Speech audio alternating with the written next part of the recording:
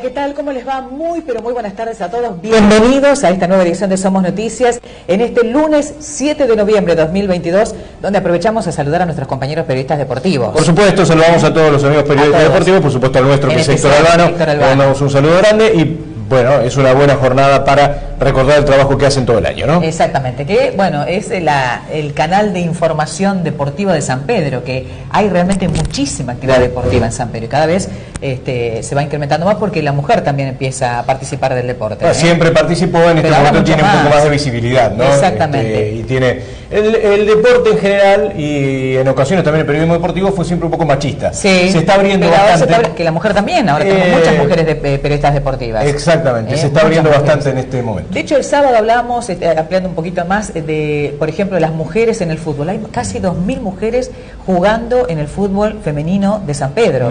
También están incursionando en rugby. Bueno, vóley ya siempre tuvo su parte femenina, pero hay en otros deportes que nadie podía suponer en algún momento que la mujer iba a participar y ahora sí lo están haciendo, ¿no? Exactamente, muy bien. Estamos iniciando un recorrido informativo de 1 hora y media que comienza con los siguientes títulos.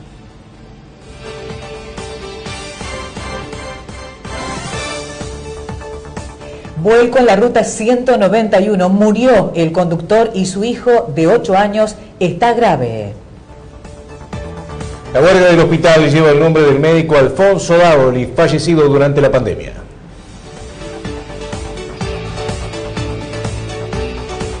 Encontraron el cuerpo sin vida de un hombre buscado por un abuso.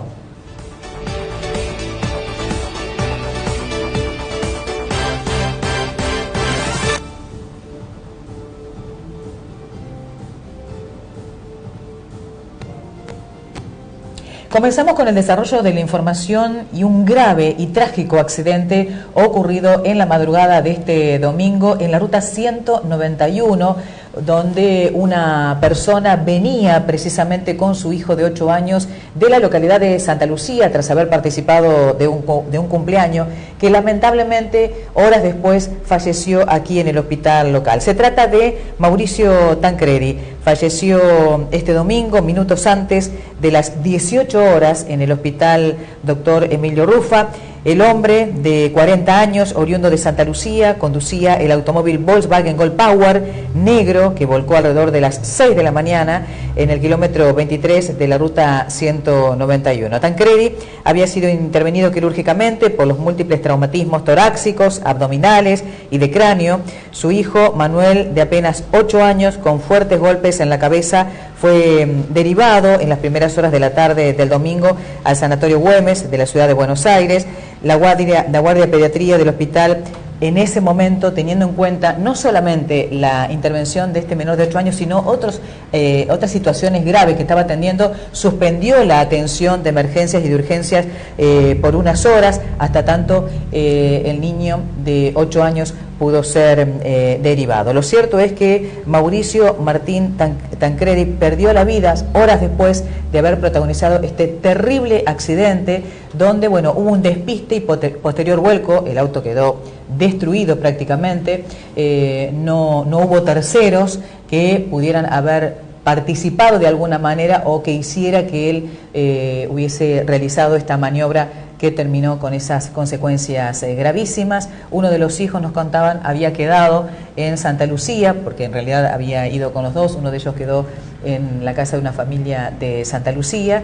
Él volvía con su hijito de 8 años y, bueno, y ojalá hay cadenas de oración para pedir por la pronta recuperación de su hijito. De Manuel. Tenemos información de hace un rato del estado de salud. En principio pasó la noche estable, hizo un pico de glucemia, le inyectaron insulina, tuvo una línea de fiebre durante la noche, a la mañana ya está un poco mejor en ese sentido. Está moviendo las piernas, lo que es un buen síntoma en virtud de lo que podrían haber sido las consecuencias neurológicas por el golpe.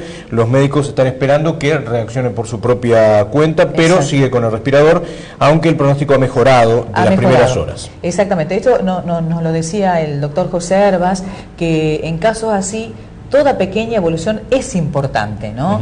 A veces es muy lento, son procesos lentos, pero siempre y cuando vaya evolucionando son buenas noticias, o al menos que se mantenga estable, ¿no?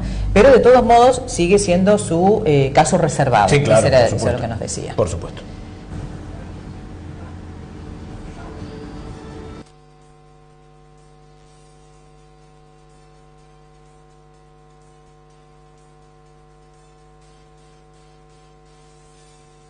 Vamos a otro de los accidentes que se han registrado en estas últimas horas y a partir de ahora va a ser una suerte de continuado de hechos de tránsito que vamos a estar comentando.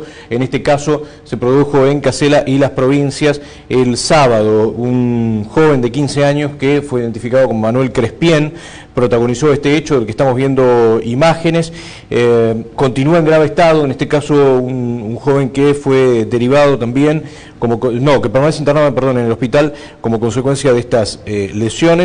Circulaba en la Mondial roja de 110 centímetros cúbicos que vemos allí y que impactó con una pick-up Amarok de 140 que la llevó por delante y luego quedó también debajo del tren delantero. Una ambulancia del servicio de emergencias trasladó a Crespien hasta la guardia del hospital. Los médicos constataron que presentaba un traumatismo de cráneo y traumatismo facial, ambos graves, con pérdida de conocimiento y una fractura expuesta de tibia y peroné. A partir de ese momento su estado es absolutamente reservado y se espera por la evolución que pueda llegar a tener en las próximas horas. Como sucede en el caso de el pequeño Manuel del que estábamos hablando recién, familiares y amigos iniciaron cadenas de oración, están pidiendo por su recuperación, cada uno desde su lugar tratando de aportar un poco de energía para que se recupere, pero por el momento su estado es absolutamente reservado y se espera por los próximos partes médicos. Bueno, aprovechamos para agregar también otra información de un grave accidente ocurrido en Pueyrredón el viernes a la noche, que salió en el parte de prensa. Nosotros no tenemos imágenes, pero que también ha sido grave el caso. Se trata de Marcelo Martí, tiene 39 años, si mal no recuerdo. Bueno, fue trasladado ya en la guardia desde la guardia del Hospital de San Pedro, donde trataron de estabilizarlo porque tiene un grave traumatismo de cráneo. Fue derivado a San Nicolás. Allí, bueno, su mamá a través de redes sociales pidió oración y hoy informaba que había tenido una leve mejoría, que es importante. Por eso también nos decía respecto de este caso puntual también el doctor Herbas, que siempre cuando hay una leve mejoría, la verdad que se ve muy bien. En este caso sigue siendo reservado, sigue con respirador artificial, pero bueno, se ha tenido una leve evolución que los médicos lo veían también muy bien. Vamos a compartir ahora imágenes de otro accidente también ocurrido en las últimas horas en nuestra ciudad, en este caso en Ruiz Moreno y Chivilcoy, un incidente vial que sucedió pasada las 9 horas de este sábado en la esquina de Ruiz Moreno y Chivilcoy, dejando como saldo un mayor y un menor con lesiones. Allí, por causas que se tratan de establecer, colisionaron una moto de alta cilindrada y un automóvil marca Peugeot. Producto del choque, el conductor del rodado menor, un hombre de entre 40 y 50 años, y su acompañante, un menor de unos 14 años, fueron derivados al hospital local en una ambulancia del SAME, con lesiones de diversas consideración. Es importante mencionar que ambos llevaban cascos de seguridad colocados al momento del incidente, lo que hizo que el impacto fuera más leve. Ahí vemos la importancia de llevar el casco puesto, ¿no? Porque todas las lesiones, las personas que están ahora con graves lesiones, tiene que ver, que obviamente protagonizaron accidentes que iban en su moto, tiene que ver con que la cabeza dio contra el pavimento, no hubo algo que protegiera un poco más porque no llevaban precisamente casco. Bueno, reiteramos, en este caso ocurrió el sábado a las 9 de la mañana en Ruiz Moreno y Chivilcoy, dejando a una persona mayor y a una menor con lesiones. Colisionaron con ese automóvil que vemos allí en imágenes, un Peugeot. Un hombre de 40 y 50 años y su acompañante menor de unos 14 años fueron derivados al hospital local por una ambulancia del SAME.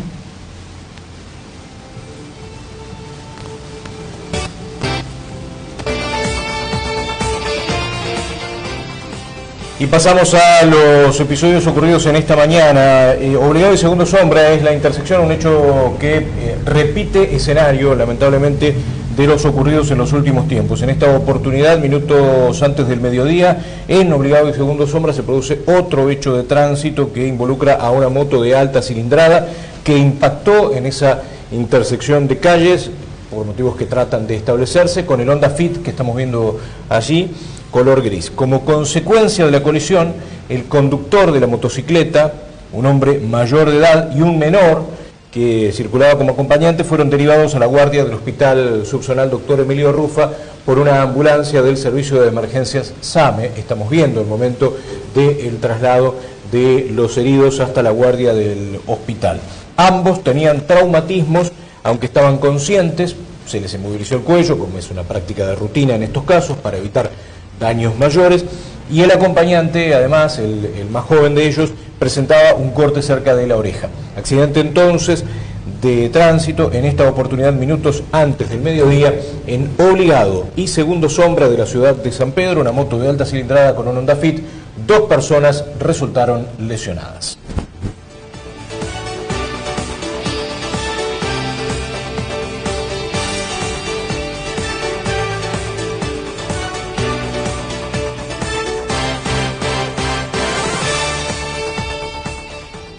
Bueno, muy bien. Y el otro accidente que vamos a... Aprovechamos para decir que a Crespien ya le han sacado el respirador, se encuentra en terapia intensiva, pero sin respirador. Bueno, también esto es importante decirlo y aclararlo. El otro accidente tuvo lugar también en Obligado al 560, minutos antes del mediodía. Esto fue muy, pero muy reciente.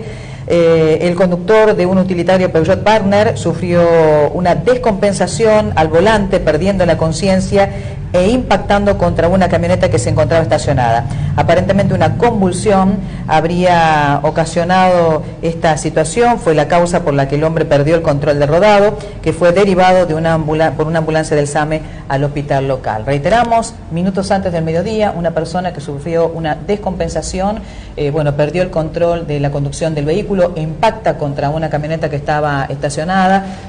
Puede ser una convulsión, nos decía, fue derivado al hospital local para su atención, pero bueno, no pasó a mayores, afortunadamente, ¿no? Porque dentro de la situación de la pérdida del control, del estado de salud del conductor y demás, ahí vemos cómo quedó el vehículo apoyado sobre la camioneta. No fue un impacto fuerte y él lo que más tenía era la situación de salud que había sufrido en ese momento, esa descompensación. Inmediatamente, la ambulancia llegó al lugar para asistirlo y derivarlo a la guardia del hospital local para hacerle ahora todos los estudios pertinentes.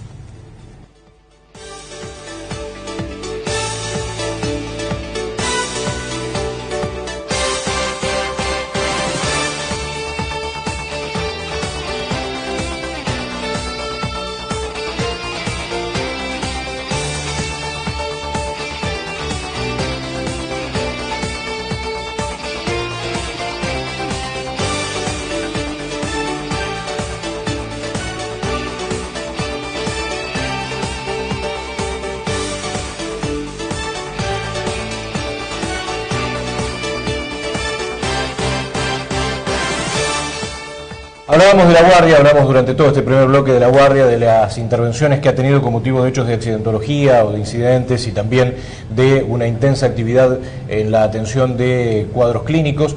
Y la guardia del hospital tuvo un momento de emoción en el recuerdo del doctor Alfonso Dávoli el sábado en horas de la mañana, cuando su nombre fue impuesto a la guardia y a partir de ahora en su recuerdo y homenaje llevará este nombre. Recordemos que el doctor Alfonso Dávoli se desempeñó en la guardia del hospital, se desempeñó en el sistema de salud público de San Pedro y falleció durante la pandemia de COVID. Un hecho que en su momento afectó muchísimo a los profesionales que estaban en un momento delicado y que estaban en la primera línea de combate contra el COVID. Y bueno, la pérdida de algunos de ellos generó una conmoción en todos aquellos que lo conocieron y en todos aquellos que fueron sus compañeros. De hecho, para que esto suceda fue consensuado con todos los médicos que cumplen funciones en la guardia, ¿no? Que lleve su nombre, que la bauticen con su nombre, ¿no? Exactamente. Estuvimos allí, vamos a compartir un fragmento de lo que sucedía durante el acto. Quienes hablaron fueron el secretario de Salud de la Municipalidad de San Pedro, el doctor Pablo Picchioni, y en representación de los médicos de la guardia, Lucas Pisani.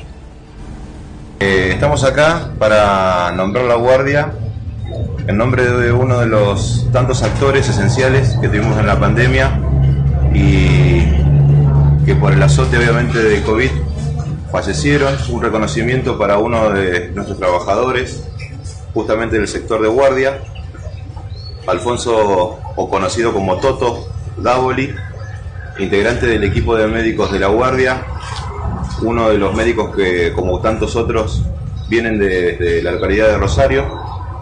Así que no mucho más para decir, pero siempre pensar que haber pasado por esos 24 a 30 meses donde estuvimos sufriendo semejante azote y donde no solamente nosotros desde San Pedro perdimos un compañero de trabajo, sino también, bueno, tener la referencia acá en nuestro lugar y saber que, bueno, nada, está a la disposición lograr este tipo de reconocimientos para una época tan difícil que fue llevada para adelante no solamente para los ciudadanos comunes, sino también para aquellos que lamentablemente dejaron la vida trabajando para dar respuesta en esta pandemia que fue tan difícil de llevar adelante.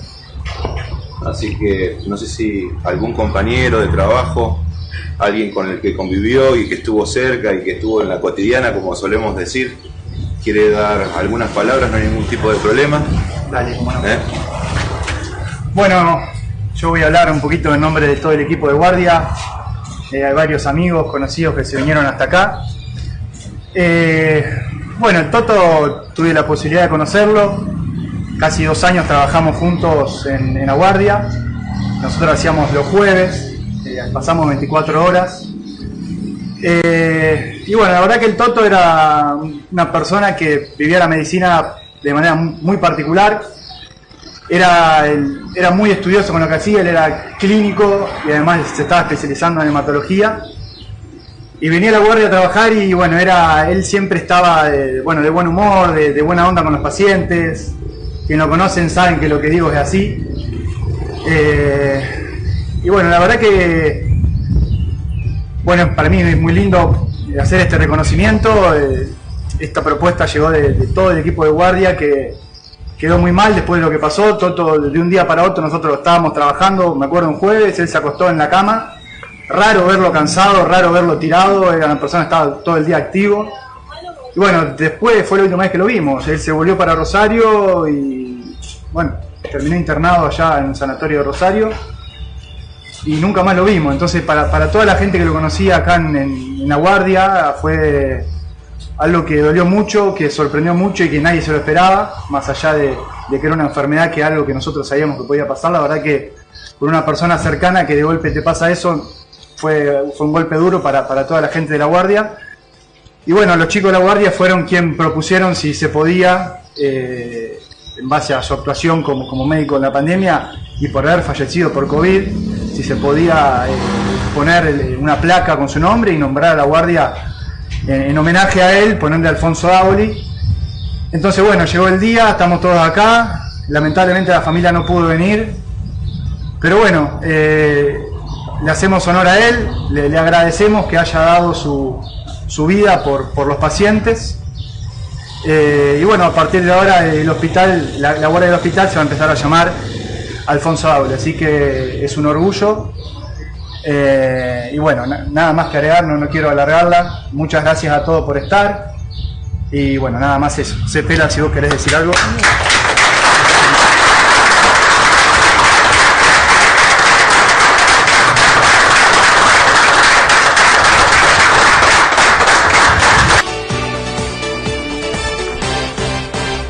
Y en instantes comenzó la 28ª edición de la Semana de la Juventud en Santa Lucía.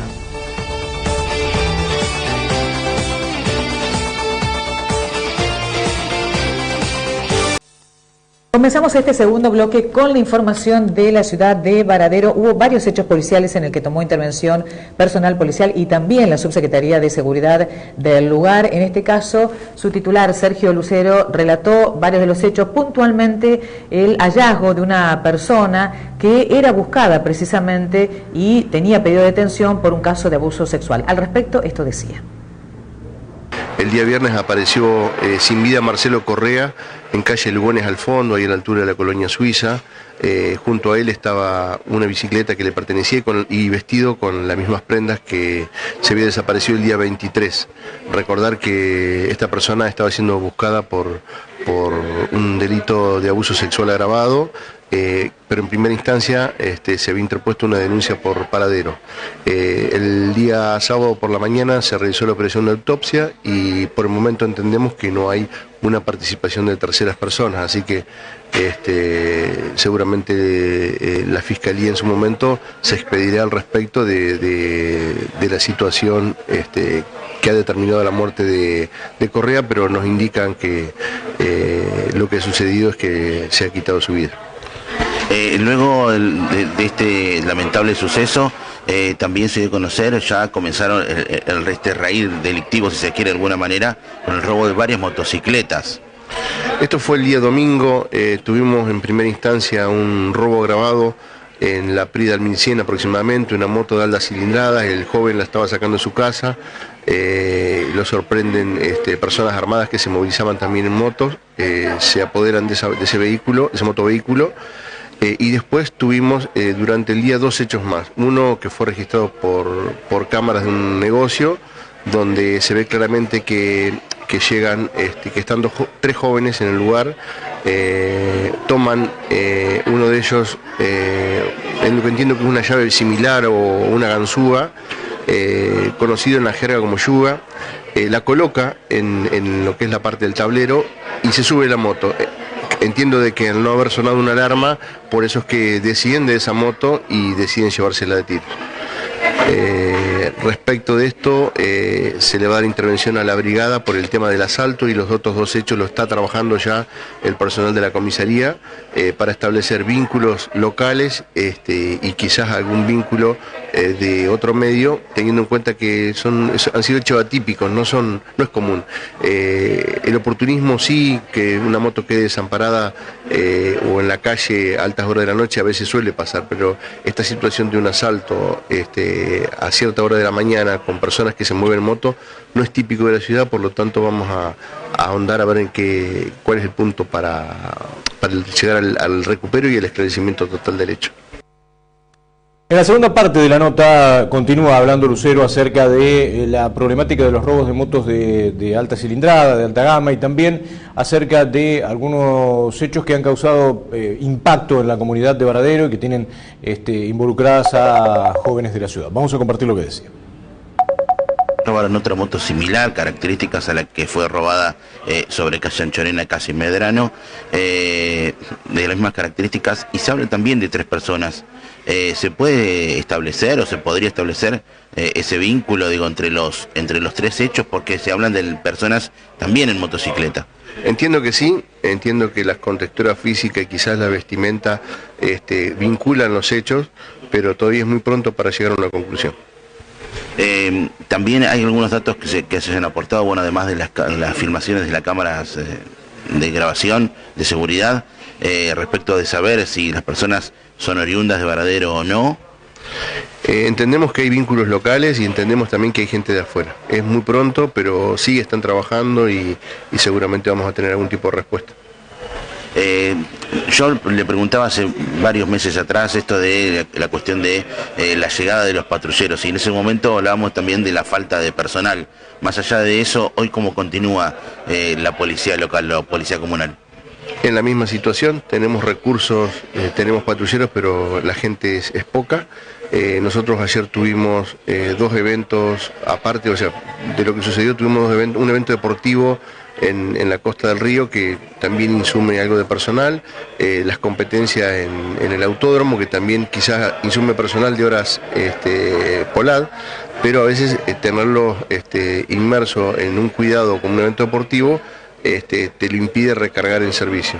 Pero sí, nos hace falta gente, tenemos que reforzar y a veces se toma algún efectivo de alguna de las localidades que son más tranquilas, Coloma, Portela o Alsina, pero no es suficiente. Lo que tenemos que replantearnos esta semana es cómo vamos a trabajar. La semana pasada, si recordás, de lunes a viernes fue una semana muy tranquila donde prácticamente no había noticias, pero sábado y domingo realmente todo lo que venía muy tranquilo se desbordó y vamos a trabajar para que continuar como veníamos la semana pasada. Por último, Sergio, también preguntarte sobre el hecho de esta persona que desapareció en Aguas del Río luego que su bote se diera vuelta. Se continúa con el rastrillaje en la mañana de hoy. ¿Qué se sabe sobre este hecho? Mirá, lo que sabemos de manera extraoficial es que estas personas habían salido de la Boca del Pinto, venían navegando con sentido Varadero, que por alguna circunstancia que no tenemos aún establecida la embarcación de vueltas, iban 5 ocupantes, uno de ellos no pudo salir, por lo que nos dicen también pudo haber salido a la superficie en 1 o 2 ocasiones y después no lo vieron más. No sé si es por el tipo de vestimenta que llevaba, si tendría botas puestas. Lo concreto es que la persona que se está haciendo buscar es una persona de la isla que conoce, que no es que no sabe nadar o que no conoce el río. Evidentemente lo habrá sorprendido una situación de llevar una vestimenta inapropiada. Lo concreto es que está investigando Prefectura. Prefectura es la autoridad con potestad para investigar y es la que está llevando adelante la investigación junto con la Fiscalía. Entiendo que ya han tomado declaración testimonial a las 4 personas que lograron salir del río y la búsqueda ayer se cortó al anochecer. Y hoy en la mañana bien temprano arrancó. Eso es normal, Prefectura no busca a personas en el río de noche.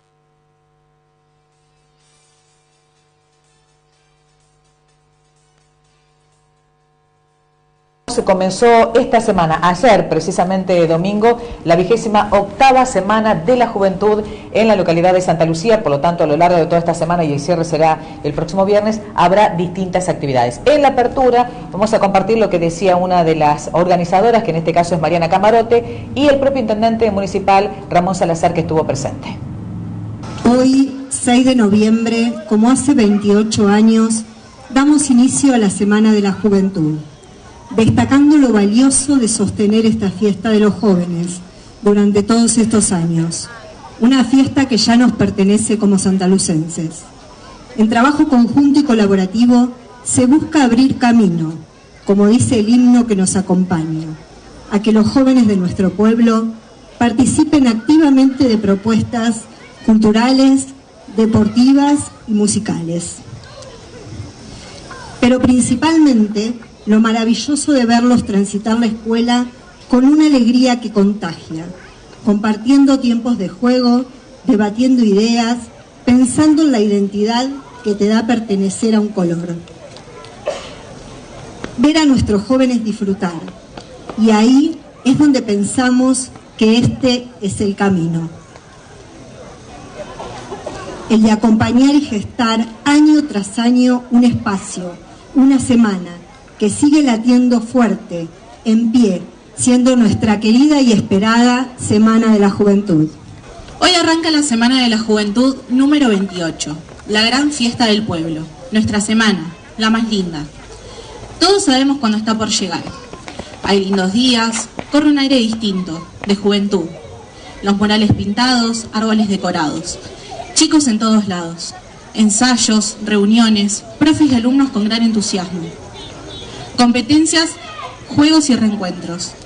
Los 4 colores que nos acompañan desde primer año, que defendemos y damos todo para ganar, disfrutar y pasarla bien. Nuestra semana no discrimina, hay actividades para todos. Deporte, arte, música, ciencias, para que todos seamos parte de ella y la podamos disfrutar como corresponde. De pronto llega ese domingo tan esperado, dándonos la bienvenida a nuestro himno, que cantamos todos con gran sentimiento. Hay algo distinto esa semana, algo que solo se ve en ese momento del año. Nos unimos, se reencuentra el pueblo. Es algo muy importante para todos, ya que es algo nuestro, que se pasó de generación en generación. Familiares, amigos, vecinos, han sido parte de este acontecimiento. Y hoy, sin importar que hayan crecido, nos siguen acompañando. Porque de eso se trata. Esta semana no es solo para jóvenes, no importan las edades. Dicen por ahí que la juventud es una actitud del alma y nosotros lo creemos. Muchas gracias. Cada vez que vengo a Santa Lucía la veo más linda y sobre todo hoy que le han puesto tanto color realmente. Así que, primero que nada quiero agradecerles a Valeria y a toda la comisión organizadora. La verdad que hacen un trabajo espectacular. A todos los jóvenes que participan, es impresionante. La verdad que recién le decía a Marcela que este tipo de evento, este tipo de fiesta, no solo no hay en ninguna localidad, sino ni siquiera en San Pedro, un evento así que reúna a todos, ¿no? A todo el pueblo. Así que felicitaciones nuevamente a todos los chicos que vienen a participar, a todos los padres, a la familia. La verdad que es un evento muy lindo y ya llevan 28 años en forma ininterrumpida. Ni siquiera la pandemia los ha podido parar. Así que muchas felicitaciones, espero que sea una muy linda semana, que se puedan divertir. Les teníamos con Valeria por ahí una sorpresa de quizás darle un premio a los ganadores, por ahí creo que no todos están de acuerdo en que se dé un premio a los ganadores, porque quizás sea demasiado competitivo. No sé, Valeria, qué van a decidir en definitiva. Si quieren tener un premio del municipio, por supuesto, lo vamos a aportar. Y la verdad que el año pasado recuerdo que vine no como intendente, pero vine también a disfrutar de la fiesta. Tuvimos a Ráfaga para cerrar. Y este año, sobre todo para los jóvenes, que sé que les va a gustar, van a tener a Marama. Así que espero que les guste. Y que lo disfruten y que bailen mucho. Así que felicitaciones y a disfrutar de la fiesta y a disfrutar de la juventud de Santa Lucía. Muchas gracias.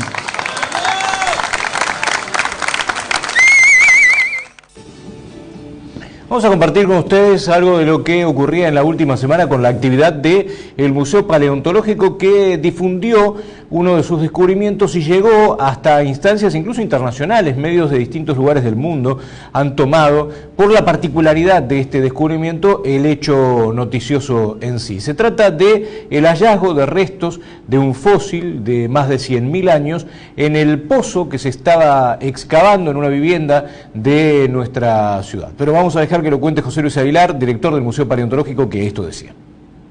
Fue un hallazgo curioso porque no es común que caves un pozo en el patio de tu casa y aparezca un resto de un animal prehistórico, ¿no? Y realmente fue así, literal. Nosotros fuimos avisados por la radio 92.3, que nos comentan en un determinado momento. Pini Stringini me avisa que hay una familia que se comunicó con la radio, que dejó su teléfono porque le parecía que habían, cavando un pozo, habían visto huesos muy frágiles, ¿no? Y así tomamos contacto con Alexis Cáceres, que es el propietario del lugar, junto con su esposa, Adriana Olivera, y su pequeño hijito Ringo, que viven en esa casa. Ellos habían contratado a Leonardo Banrel y Maximiliano Seguesa para realizar la excavación de este pozo. Y bueno, estos dos muchachos, cuando están a una profundidad de unos 4 o 5 metros, empiezan a ver que hay unos fragmentos muy frágiles de algo que suponen era un animal antiguo. Y la experiencia por ahí de no encontrarse habitualmente, ellos que se dedican a hacer ese trabajo, ¿no? De encontrarse con ese material que era una cosa extraña, seguramente. Claro, cuando cavan un pozo es un terreno liso, que en cambio en ese momento aparece algo que les llama la atención, ¿no?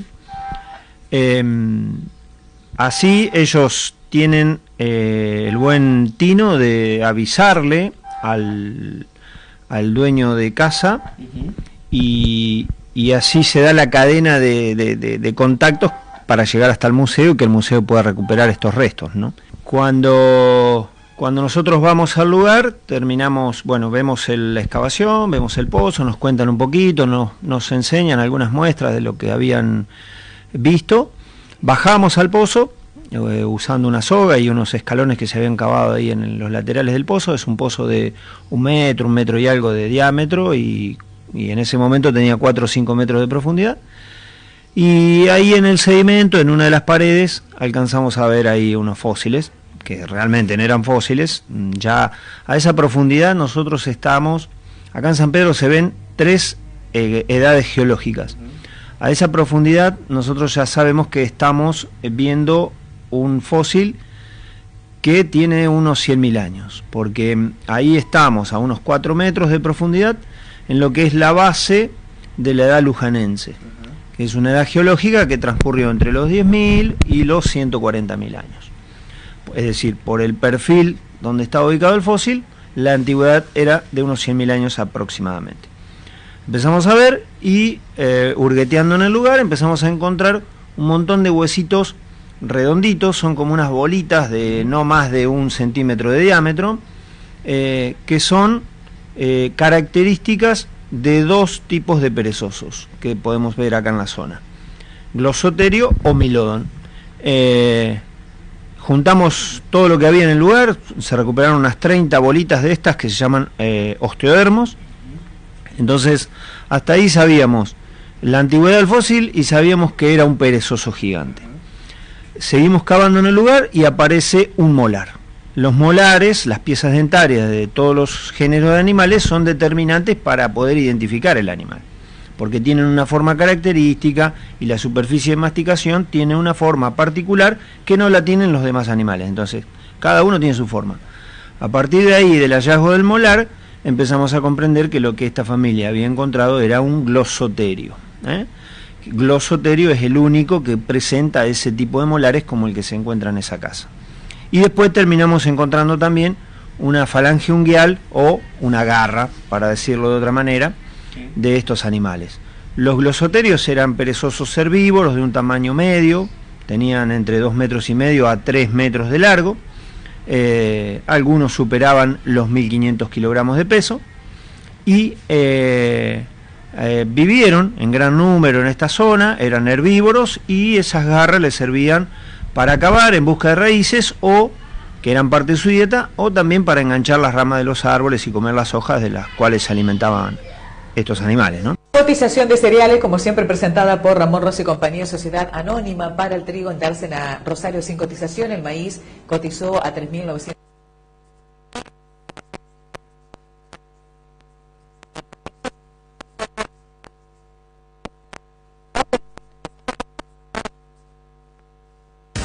Ramón Rosa y compañía, Sociedad Anónima.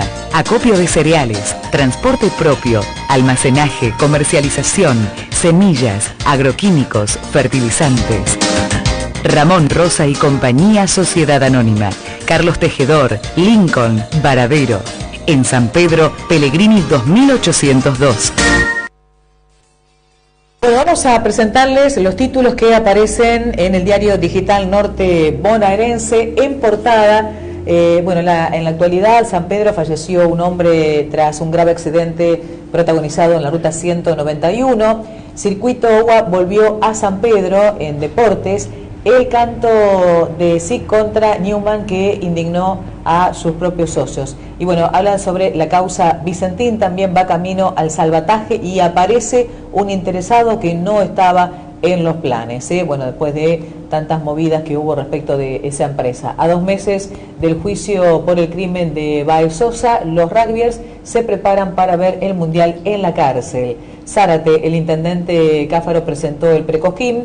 En la misma ciudad también bajó a comprar en el hipermercado Carrefour y le robaron el auto. Escobar produce, cada vez son más las empresas que se suman al programa municipal y comenzó la obra hidráulica y de pavimentación de la calle El Jilguero en Maquinista Sabio. Todo esto y mucho más lo pueden encontrar en www.nortebonaerense.com.ar, presentado como siempre por Areco Cambios de Mitre 859. ¿Qué va a pasar con el tiempo para lo que resta de la jornada de hoy y los próximos días? 28 grados de máxima para hoy. La verdad que no se siente el calor porque hay un poquito de viento, porque está bastante baja la humedad también. Para mañana martes se anticipa una máxima de 28 grados, una mínima de 15, cielo despejado. El miércoles algo parcialmente nublado, 29 grados de máxima, mínima 16. El jueves 29 grados de máxima, mínima 18.